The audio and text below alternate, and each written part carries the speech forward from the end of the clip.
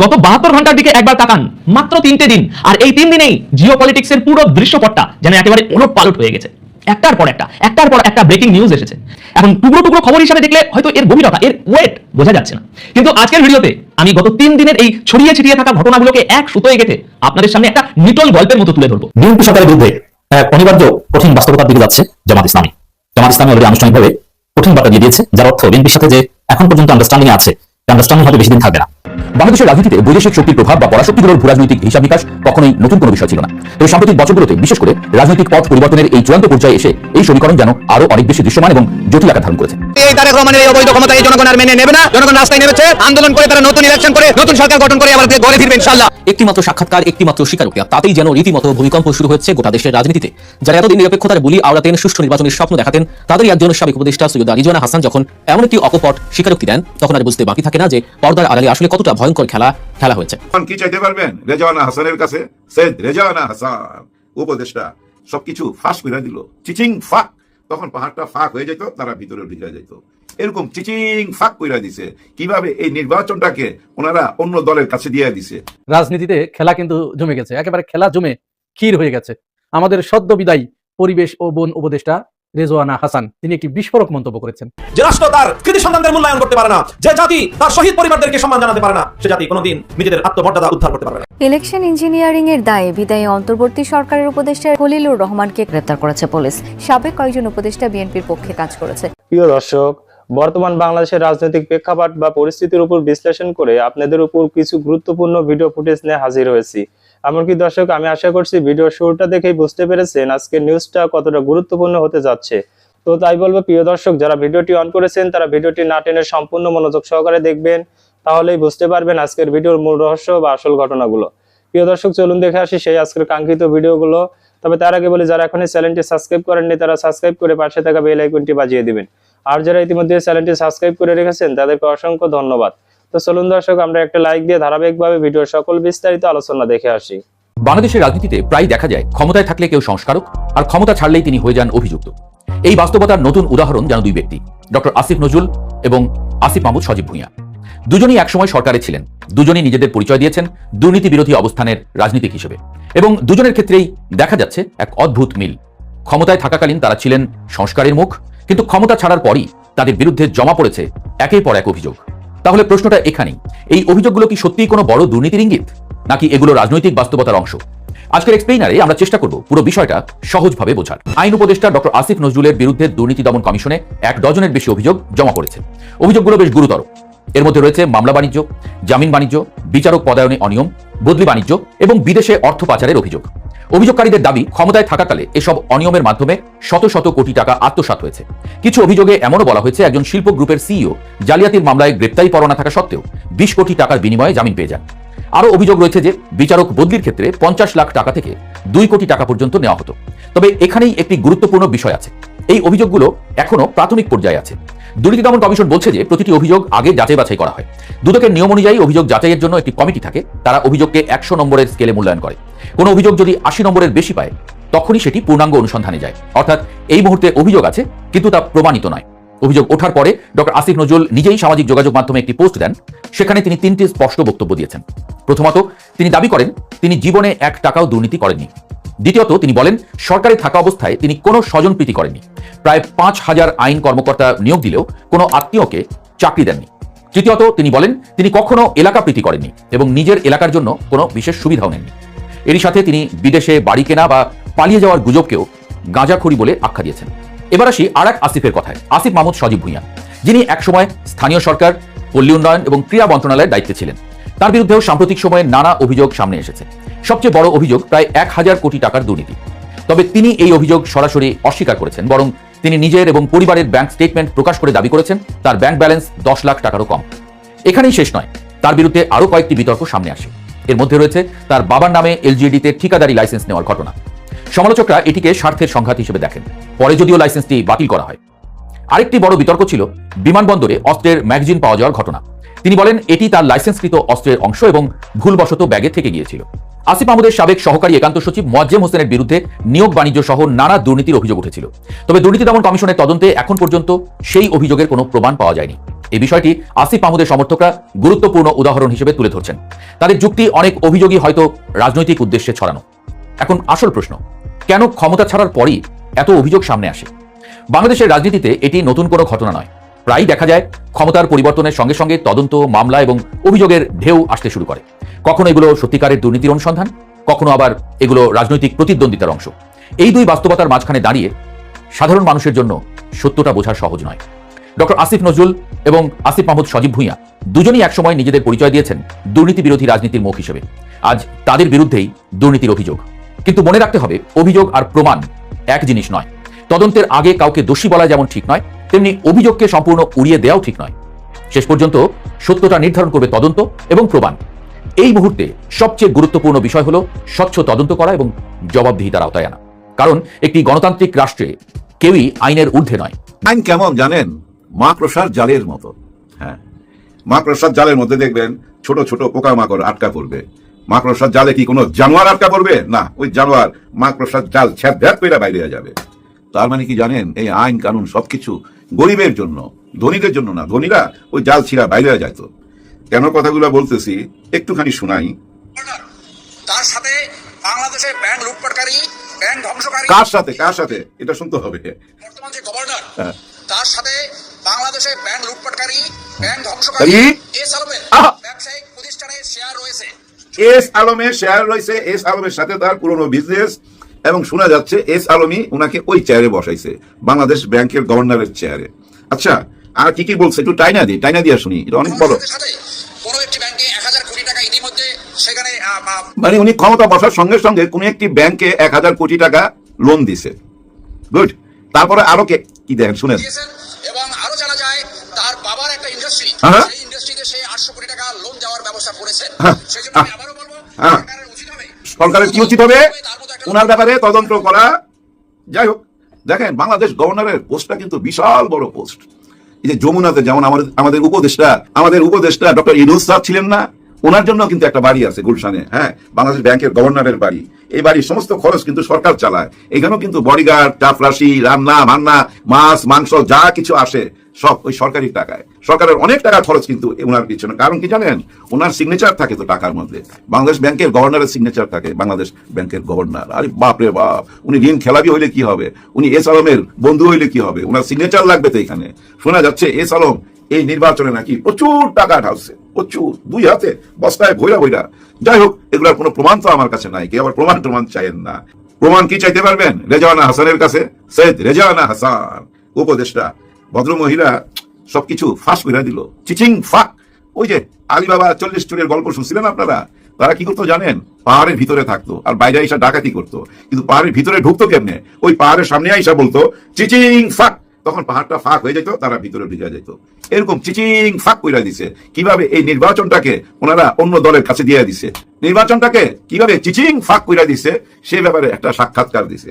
পুরো সাক্ষাৎকারটা আমি শুনছি ভাই, পুরো সাক্ষাৎকারটা আমি মনোযোগ দেওয়া শুনছি। ওইখানে সাংবাদিক কিন্তু ধীরে ধীরে তাকে ওদিকে নিয়ে গেছে। ওনাকে প্রশ্ন করা হয়েছিল, ওই যে মাজার ভাঙা, বাহাদুর উপরে অত্যাচার হইলো, আবার এক মাজার থেকে লাশ উঠায়া আগুন দিয়া পোড়ানো, ওইসব ব্যাপারগুলো আলোচনা করতেছিল। তখন উনি বলতেছিল, সেই শক্তিকে তো আমরা মাথা চারা দিয়া উঠতে দেই নাই, তাদের বিপক্ষে ছিলাম আমরা, এটাই উনি বলছে। তখন ওই সাংবাদিক খুব কায়দা করে বলতেছে, তাদের একটা অংশ তো বিরোধী দল, মানে জামাতের দিকে ইঙ্গিত করছে। তখন উনি বলতেছে, ভদ্রমহিলা বলতেছে, তাদেরকে তো আমরা মেন স্ট্রিমে আসতে দেই নাই, মানে মূল ধারায় আসতে দেই নাই, রুইখা দিছি। এর অর্থ কি জানেন? নির্বাচনে রুইখা দিছি, এটাই তো বোঝা গেল। এখন এটার উত্তর তো ওনাকে দিতেই হবে। উনি তো শপথ করছিল কোন রকম কারো পক্ষে যাবে না, নিরপেক্ষ থাকবে। এই শপথ করেই তো ওই চেয়ারে বসছিল। কিন্তু উনি যে কথাটা বললেন, উনি তো নিরপেক্ষ না। এবং জামাত ইসলামে নারীদের কি অবস্থান সেটা নিয়ে উনি খুব চিন্তিত। ওইটা নিয়ে উনি বর্তমানে কাজ করতেছে। কারণ উনি হচ্ছে আসলেই শাহবাগী। অতীতে বোধহয় শাহবাগে ওনার যাওয়া আসা ছিল, কথাবার্তা ওই শাহবাগীদের মতো। এখন উনি যেটা বলছে এটা তো রাজ সাক্ষী হয়ে গেল। জামাত ইসলাম দাবি করছে যে উনি আমাদের রাজ সাক্ষী। এই নির্বাচনটাকে যে এদিক সেদিক করা হয়েছে, এটা তো ওনার কথাতেই বোঝা যায়, তাই না ভাই? উনি কেন এই কথা বলবে? কখনো যেন এই জাতীয় সত্যি মেইন স্ট্রিম না হতে পারে, আমরা সেই কাজটা করতে পেরেছি, তাদেরকে আমরা মেইন স্ট্রিম হতে দেই নাই। এখন দেখেন, ওনার এই কথায় কিন্তু ডক্টর ইউনূস স্যারও কলঙ্কিত হচ্ছে। হ্যাঁ, ডক্টর ইউনূস স্যার কি জানতো না ওনার ভিতরে ভিতরে ওনার উপদেষ্টারা যে এইসব আকাম কুকাম করতেছিল? এটা কি জানতো ডক্টর ইউনূস স্যার? মনে হয় না জানতো। ওনাকে অন্ধকারে রাইখাই করা হয়েছে, যার জন্য দেখেন না উনি একদম চুপ, বোবা হয়ে গেছে, কোনো কথাবার্তা নাই। উনি যেভাবে স্বপ্ন দেখাইছিল আমাদেরকে, এটা তো ওনার মুখে খই ফুটার কথা, তাই না? নির্বাচনের পর, কারণ গণভোট তো জয়যুক্ত হয়েছে, ওনার মুখে তো খই ফুটার কথা। উনি তো বলছিলেন গণভোটের মাধ্যমেই এই দেশটা নতুন একটা পথ খুঁজে পাবে, নতুন যাত্রা হবে, নতুন একটা বাংলাদেশ হবে। সবই তো চুদলিং পং হয়ে গেল। অবিশ্বাস্যভাবে বিএনপি সরকারের এই গতি প্রকৃতি পাল্টে যাচ্ছে এবং বিএনপি সরকার যেখান থেকে যেখানে আসছে তাতে জামাত ক্ষমতায় আসেনি, কিন্তু জামাতের বিরাট বিজয়। জামাত যেভাবে চেয়েছিল দিন শেষে ঘুরে ফিরে সেটাই হবে, হচ্ছে, হতে বাধ্য হবে, তবে এটা বিএনপির মাধ্যমে হবে, এটা আর জামাতের ভাব। যেমন ব্যাপক সংস্কারে অনেক কিছু একদম সংবিধান বাতিল করে তছনছ করে দেওয়া, জুলাই এবং 71 প্রায় কাছাকাছি নিয়ে যাওয়া, এটা জামাত করলে অনেক সমালোচনা হতো। যেমন জামাত ক্ষমতা এসে জুলাই যোদ্ধাদের ভাতা দিলে বা বাড়িয়ে দিলে প্রশ্ন হতো যে না এরা 71কে ছোট করতে হবে, জুলাই যোদ্ধা, জুলাইদেরকে আবার যোদ্ধা বলা হবে কেন? এর মানে মুক্তিযুদ্ধের সম্মান করছে, তারা মুক্তিযুদ্ধের সাথে তুলনা করছে। আবার মুক্তিযোদ্ধাদের ভাতা দেওয়া হয়, আবার জুলাই যোদ্ধাদেরও ভাতা দেওয়া হয়, আবার জুলাই এবং মুক্তিযুদ্ধ এই দুই একই মন্ত্রণালয়ের অধীনে, এর মানে জামাত 71কে ছোট করছে। নানান প্রশ্ন হতো। তার চাইতে বরং জামাত যেটা চায়, যেটা হওয়া উচিত, ওইটা বিএনপির মাধ্যমে হোক, তাহলে ভালো। সেই জন্য এবার ক্ষমতা না এসে এবার জামাতের জন্য ভালো হয়েছে। বিএনপিকে চাপ দিয়ে জামাত যা করার, যা করতে চেয়েছিল সেটা করিয়ে নিবে, তাহলে বিতর্ক হলো না। এবং নতুন বাংলাদেশ যেটা, যে বাংলাদেশে অনিবার্য বাস্তবতা ঘুরে ফিরে জামাত ক্ষমতায় আসা, সেটাও হবে। দেখেন জুলাই ভিত্তিক বাংলাদেশ হলে অনিবার্যভাবে জামাত ক্ষমতায় আসবে, এবং জুলাই ভিত্তিক বাংলাদেশ এটা বিএনপির হাত ধরেই হতে বাধ্য, নইলে বিএনপি টিকতেই পারবে না। জামাত এনসিপি এই অবস্থা করবে। বিএনপি ডুয়েল গেম খেলছে, আদালতকে ব্যবহার করছে, সাপলুডু খেলছে, এবং তাদের ইশতেহারের আলোকে নানান ছলচাতুরি করার চেষ্টা করছে। যাই করুক না কেন লাভ নেই। বিএনপি দিন শেষে ঘুরে ফিরে জুলাই সনদ বাস্তবায়ন করতে বাধ্য হবে, নইলে ক্ষমতা ছেড়ে চলে দিতে হবে, নইলে আরেকটা গণঅভ্যুত্থানের মুখে পড়বে বিএনপি। তো এটা তো জামাতের জন্য ওভারঅল ভালো যে বিএনপি সরকার বাধ্য হয়ে সবকিছু করছে। দেখেন এরকমই একটা জামাতের সরকারের একটা কাজ, যেটা জামাত করতে গেলে বরং আরো চ্যালেঞ্জের মুখোমুখি হতে হতো, এটা নীরবে নিবৃত্তি বিএনপির মাধ্যমে হয়ে যাচ্ছে। মজা না? এটাই হচ্ছে বিএনপি যেটা চেয়েছিল। বিএনপি চেয়েছিল জুলাইকে ভুলিয়ে দিতে, ধীরে ধীরে জুলাই থেকে বেরিয়ে আসতে, কিন্তু এটা পারবে না। তাহলে বিএনপি ক্ষমতায় থাকবে না। যেহেতু বিএনপির প্রধান প্রায়োরিটি ক্ষমতায় টিকে থাকতে হবে, ক্ষমতায় টিকে থাকতে হলে এটা করতে হবে, এই জন্য এটা করবে। ওই যে অনেক কিছুই তো বিএনপি কিছু হচ্ছে, যেমন ডেপুটি স্পিকার 2 জন নিয়োগ করবে করে, এখন না ঠিক আছে বিরোধী দল থেকে একজনই করবে, নাম্বার 1। এরপরে পিলখানা ট্র্যাজেডির নতুন তদন্ত করবে ভারতের নির্দেশে, কিন্তু না, নতুন তদন্ত এখন করবে না বলছে। এরকম অনেক জায়গা থেকেই তো বিএনপি পিছু হচ্ছে। দর্শক, গতি প্রকৃতি পাল্টে গেছে। খবর, আহত জুলাই যোদ্ধাদের ভাতা ও পুনর্বাসনে সরকার আন্তরিক, এবং যেটা মুক্তিযুদ্ধ বিষয়ক মন্ত্রী প্রতিমন্ত্রী বলছেন যে মাননীয় প্রধানমন্ত্রী এই বিষয়ে খুব আন্তরিক। এর মানে আহত জুলাই যোদ্ধাদের, হ্যাঁ, তারা নতুনভাবে তালিকা করবে, করুন, তালিকা সঠিক তালিকা করুক, কোনো সমস্যা নেই। বিএনপি অনেকে নাকি বাদ গেছে, ঠিক আছে, আর ডিজিটাল যুগে ভুয়া তালিকা এগুলো ঠিক না, এগুলো ধরা পড়ে। সেই 71 মুক্তিযুদ্ধের মতো একটা বিষয়, তাতেই ভুয়া মুক্তিযোদ্ধারা সবাই ধরা পড়ছে। এটা যদি আজ থেকে 40 বছর বা 20-25 বছর আগে হতো, তাহলে ও ভুয়া তালিকা করে বাঁচা যেত। এখন ভুয়া তালিকা করে এইভাবে বাঁচা যাবে না, ধরা পড়বে, ডিজিটাল যুগ। তো সেখানে জুলাই যোদ্ধাদের তালিকা করে তাদের ভাতা এবং পুনর্বাসন এটা যদি করে, তাহলে জুলাই রাষ্ট্রীয়ভাবে একটা বৈধতা পায়, তাহলে রাজনীতিটা হবে জুলাই ভিত্তিক। সেখানে 71 বা কি এটা পাস্ট হয়ে যায়। হ্যাঁ, 71 থেকে অস্বীকার করছে না, 71 ধারাবাহিকতা 24, কিন্তু 71-এর প্রজন্ম তো নাই, তারা তো সবাই মারা গেছে, প্রায় 2-4 জন আছে। এবং আজ থেকে 5-7 বছর পরেই 71-এর যোদ্ধা এটা পরিচয় দেওয়ার মতো লোক থাকবে না। তখন রাজনীতিতে সব জায়গায় আমি 24-এর যোদ্ধা, আমি জুলাই যোদ্ধা, এটা রাজনীতি ডমিনেট পাবে। আর এটা যখন রাষ্ট্রীয় ভাতা পায়, রাষ্ট্রীয়ভাবে পুনর্বাসন হয়, এটা নিয়ে মন্ত্রণালয় থেকে অধিদপ্তর থাকে, তখন এই পরিচয়টা সামাজিক পরিসরে দেওয়া যায় এবং এর একটা প্রভাব থাকে, সেটা হতে যাচ্ছে। খাদের কিনারা থেকে উঠে এসে ক্ষমতার একেবারে কেন্দ্রবিন্দুতে যে দলটিকে সবাই প্রায় মৃত ভেবেছিল, সেই বাংলাদেশ জামায়াত ইসলামী এখন জাতীয় সংসদে 68টি আসন নিয়ে সগর্বে প্রধান বিরোধী দলের আসনে বসেছে। কিন্তু চমকের এখানেই শেষ নয়। আগামী 5 বছরের মধ্যে পুরো রাষ্ট্র ক্ষমতা নিজেদের হাতে নেওয়ার এক ভয়ঙ্কর সুন্দর মাস্টার প্ল্যান তৈরি করে ফেলেছে দলটি। আর এই মেগা মাস্টার প্ল্যানের নৈপথ্যের কারিগর হিসেবে কাজ করছেন 5 জন তুখোর, তীক্ষ্ণ বুদ্ধিসম্পন্ন এবং চৌকস ব্যারিস্টার। কেবল আবেগ আর রাজপথের স্লোগানে রাজনীতি বাদ দিয়ে জামায়াত এখন পুরোপুরি হাঁটছে প্রজ্ঞা, আইন, কূটনীতি এবং অর্থনীতির পথে। কিভাবে এই 5 জন ব্যারিস্টার পুরো বাংলাদেশের রাজনীতির হিসাব নিকাশ পাল্টে দিচ্ছেন, কি সেই মাস্টার প্ল্যান যা শুনলে আপনিও চমকে যাবেন। 2024 সালের জুলাই বিপ্লবের কথা সবারই মনে আছে। ছাত্র জনতা রক্তস্নাত সেই অভ্যুত্থান একটি ফ্যাসিবাদের পতন ঘটিয়েছিল। সেই ফ্যাসিবাদের ছাইভস্য থেকে উঠে এসে অন্তর্বর্তীকালীন সরকারের পর তারেক রহমানের নেতৃত্বাধীন সরকার যখন ক্ষমতায়, তখন রাজনৈতিক মাঠে সবচেয়ে বড় ধাক্কাটা দিয়েছে জামায়াত ইসলামী। মাত্র 2টি আসন থেকে 68টি আসন নিয়ে তারা এখন প্রধান বিরোধী দল। অনেকেই একে মিরাকেল বললেও এটি আসলে কোনো মিরাকেল নয়, এটি সুনিপুণ এক পরিকল্পনার ফসল। জামায়াত খুব ভালো করেই বুঝতে পেরেছে আগামী 5 বছর পর যদি ক্ষমতার মূল মসনদে বসতে হয়, তবে পুরনো ধাঁচে রাজনীতি দিয়ে আর চলবে না। রাজনৈতিক ইঞ্জিনিয়ারিং বা চক্রান্তের শিকার যেন আর না হতে হয়, সেজন্য পুরো দলকে নতুন রূপে ঢেলে সাজানো হচ্ছে। আর এই ঢেলে সাজানোর প্রক্রিয়ার কেন্দ্রবিন্দুতে আছেন ওই 5 জন ক্ষুরধার বুদ্ধিসম্পন্ন ব্যারিস্টার। জামায়াতের হাইকমান্ড এই 5 জনকে অত্যন্ত স্পেশালাইজ 5টি সেক্টরে দায়িত্ব দিয়েছেন। চলুন একে একে চিনে নেওয়া যাক এই 5 কাণ্ডারিকে। প্রথমে আসা যাক ব্যারিস্টার শাহরিয়ার কবিরের কথায়। এতদিন যাকে আপনারা টকশো কাঁপানো একজন তুখোর বক্তা হিসেবে চিনতেন, যার আইনি যুক্তি আর বাক্যবাণে প্রতিপক্ষ কুপকাত হতো, তিনি এখন জামায়াতের আইনি লড়াইয়ের প্রধান সেনাপতি। নির্বাচনে ভোট ইঞ্জিনিয়ারিং করে যে আসনগুলো ছিনিয়ে নেওয়া হয়েছে বলে দলটি দাবি করছে, সেগুলো আইনি লড়াইয়ের মাধ্যমে ফিরিয়ে আনার মূল দায়িত্ব এখন তার কাঁধে। ইতিমধ্যে তিনি চমক দেখাতে শুরু করেছেন। জামায়াতের দাবি করা কারচুপি হওয়া 32টি আসনের ফলাফল নিয়ে একের পর এক হাইকোর্টে মামলা করছেন তিনি। এর সুফলও মিলতে শুরু করেছে। ঢাকা 6 আসনে ইশরাক হোসেন, ঢাকা 7 আসনে জামায়াতের এনায়েতুল্লাহ এবং গাইবান্ধার একটি আসনের ফলাফল পুনরায় গণনার জন্য তার করা আর্জিতে হাইকোর্ট নতুন করে নির্দেশ দিয়েছেন। এমনকি ব্যালট পেপার সংরক্ষণের কঠোর নির্দেশও আদায় করে চেয়েছেন। সোজা কথায় আইনি কাঠামোর ভেতর দিয়ে ফ্যাসিবাদের শেষ ভূতগুলোকে বিতাড়িত করার বিশাল দায়িত্ব পালন করছেন ব্যারিস্টার শাহরিয়ার কবির। দ্বিতীয়জন হলেন ব্যারিস্টার শিশির মনির। তাকে যে দায়িত্ব দেওয়া হয়েছে তা হয়তো জামায়াতে আগামী দিনের রাজনীতির সবচেয়ে স্পর্শকাতর অংশ। জুলাই সনদ বাস্তবায়ন এবং গণভোটের রায় নিয়ে বিএনপি সরকার যে রাজনৈতিক চতুরতা করছে তার আইনি ও রাজনৈতিক অবসান ঘটানোর দায়িত্ব পেয়েছেন তিনি। অনেকেই আদালতের ঘাড়ে বন্দুক রেখে এই জুলাই সনদ বাতিলের পাঁয়তারা করছে। শিশির মনির এই জায়গায় জামায়াতের আইনি ঢাল হিসেবে কাজ করছেন। এর পাশাপাশি তার কাঁধে রয়েছে আরেকটি বিশাল দায়িত্ব, ছায়া সংসদ বা শ্যাডো পার্লামেন্ট গঠন করা। এটি গণতান্ত্রিক রাষ্ট্রে বিরোধী দলের ছায়া সংসদ অত্যন্ত গুরুত্বপূর্ণ। সরকারের প্রতিটি ভুল পলিসি ধরে ধরে তার কাউন্টার পলিসি বা বিকল্প নীতি জাতির সামনে উপস্থাপন করবে এই ছায়া সংসদ। আর এর নেতৃত্ব দেবেন শিশির মনির। এটি আগামী নির্বাচনের জন্য জামায়াতের এক শক্তিশালী ইস্তেহার হিসেবে কাজ করবে। দর্শক, রাজনীতির ভেতরের এমন সব গভীর বিশ্লেষণ এবং অজানা তথ্য সবার আগে নির্ভুলভাবে জানতে গল্প নিউজ চ্যানেলটি এখনই সাবস্ক্রাইব করুন। চলুন ফিরে যাই আমাদের মূল আলোচনায়। তৃতীয় কান্ডারির নাম ব্যারিস্টার আহমেদ বিন কাসেম আরমান। তাকে মূলত দেওয়া হচ্ছে পররাষ্ট্র ও অর্থনীতির গুরু দায়িত্ব। অনেকটা ডক্টর শফিকুর রহমানের পররাষ্ট্র উপদেষ্টার মতোই কাজ করছেন তিনি।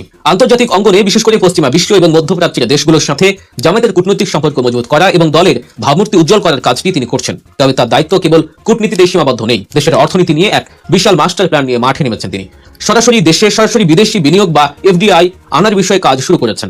আপনারা হয়তো অনেকেই জানেন না, দেশের জনপ্রিয় মোবাইল ব্যাংকিং নগদে একটি বিশাল বিদেশি বিনিয়োগ আনার কাজ ইতিমধ্যে তিনি সম্পন্ন করে ফেলেছেন। তার এই অর্থনৈতিক প্রজ্ঞার পেছনে রয়েছে পারিবারিক ঐতিহ্য। তার বাবা শহীদ মীর কাশেম আলী ছিলেন এই দেশের শীর্ষ উদ্যোক্তাদের একজন, যার হাত ধরে গড়ে উঠেছিল ইবনে সিনা ট্রাস্ট এবং ইসলামী ব্যাংকের মতো প্রতিষ্ঠান। বাবার সেই অর্থনৈতিক দূরদর্শিতাই যেন আজ ব্যারিস্টার আরমানের মাধ্যমে দেশের কাজে লাগছে। আমাদের তালিকার চতুর্থ ব্যারিস্টার হলেন নজিবুল্লাহ মোমেন। তাকে দেওয়া হয়েছে জাতীয় সংসদের ভেতরে জামায়াতের রাজনীতির কন্ট্রোল প্যানেলের দায়িত্ব। তিনি সরাসরি সংসদীয় রাজনীতি নিয়ে কাজ করবেন। তবে সবচেয়ে চমকপ্রদ খবর হলো জামায়াত ইসলামী তাকে জাতীয় সংসদের ডেপুটি স্পিকার পদে বসানোর সিদ্ধান্ত নিতে যাচ্ছে। যদি সত্যি এমনটা ঘটে তবে তা হবে জামায়াতের জন্য এক বিশাল রাজনৈতিক বিজয়। একজন তরুণ উচ্চশিক্ষিত ব্যারিস্টার যখন ডেপুটি স্পিকারের চেয়ারে বসে সংসদ পরিচালনা করবেন, তখন পুরো দেশবাসী জামায়াতের একটি সম্পূর্ণ নতুন, আধুনিক এবং স্মার্ট চেহারা দেখতে পাবে। এছাড়া শুধু সংসদ নয়, স্থানীয় সরকার বা লোকাল গভর্নেন্স নিয়ে কাজ করা এবং তৃণমূলের জনপ্রতিনিধিদের সাথে কেন্দ্রীয় কাঠামো সমন্বয় করার বিশেষ অ্যাসাইনমেন্টও তাকে দেওয়া হয়েছে। সবশেষ এবং পঞ্চম জন হলেন সাবেক তুখোড় ছাত্র নেতা ব্যারিস্টার মাহবুবুর রহমান সালেহী। রাজপথে লড়াকু এই নেতাকে এবার দেওয়া হয়েছে অত্যন্ত টেকনিক্যাল এবং বুদ্ধি ভিত্তিক এক দায়িত্ব। জামায়াতের যে 68 জন এমপি এবার সংসদে গেছেন, তাদের অনেকেই প্রথমবারের মতো নির্বাচিত হয়েছেন। এই নবীন সংসদ সদস্যদের আইন প্রণয়ন, বিল পাসের প্রক্রিয়া, সংসদীয় স্থায়ী কমিটির কাজ শেখানো এবং সর্বোপরি সংসদের স্পিকারের সামনে অত্যন্ত যুক্তি নির্ভর ও স্মার্টলি কথা বলার শিল্প শেখানোর দায়িত্ব দেওয়া হয়েছে ব্যারিস্টার সালেহীকে। তিনি মূলত জামায়াতের এমপিদের জন্য একজন পার্লামেন্টারি মেন্টর হিসেবে কাজ করবেন, যাতে সংসদে গিয়ে জামায়াতের কোনো এমপি কখনোই তর্কে বা যুক্তিতে কারো চেয়ে পিছিয়ে না পারেন। এই 5 জন ব্যারিস্টারকে দিয়ে জামায়াত ইসলামী যে রাজনৈতিক ছক কষেছে তা থেকে একটি বিষয় দিনের আলোর মতো পরিষ্কার। জামায়াত এখন আর শুধু আবেগ বা রাজপথের স্লোগানে রাজনীতিতে বিশ্বাস করে না। তারা বুঝে গেছে একটি আধুনিক রাষ্ট্র চালাতে হলে প্রজ্ঞা, আইন, কূটনীতি এবং অর্থনীতির মতো আধুনিক রাজনৈতিক হাতিয়ারগুলোর সঠিক ব্যবহার। প্রিয় দর্শক, আমি আশা করছি ভিডিওটি সম্পূর্ণ মনোযোগ সহকারে দেখেছেন। সেই সাথে ভিডিও সম্পর্কিত কোনো তথ্য বা মতামত থাকলে কমেন্ট বক্সে জানিয়ে যাবেন। আজকের মতন এখানে শেষ করছি। ফিরে আসছি আগামী দিনের নতুন একটি টপিক নিয়ে। সে পর্যন্ত সবাই ভালো থাকবেন। আল্লাহ হাফেজ।